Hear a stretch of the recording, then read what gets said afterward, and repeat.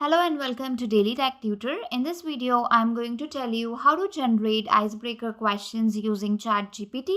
So let's get started with the video. So basically, if you're a team lead or a manager and you need some icebreaker questions for fun in the meetings, so basically you can give the prompt to ChatGPT, that is, I'm leading a remote team meeting with 6 people. You can mention your team size. Can you give me 5 light-hearted icebreaker questions to open the session? You can also add that write it in a shorter way or make it shorter and then give that particular prompt to ChatGPT. It will start generating the questions. If you want questions in like more funnier way or your question should start with what if, you can also give that prompt to ChatGPT. For example, write give more funny questions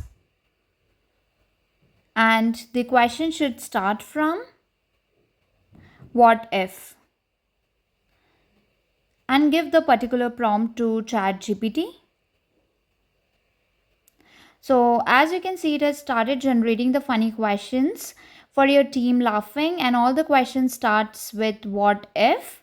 So this is how you can basically give the prompt and generate the icebreaker questions using ChatGPT. If the tutorial was helpful, please like and subscribe.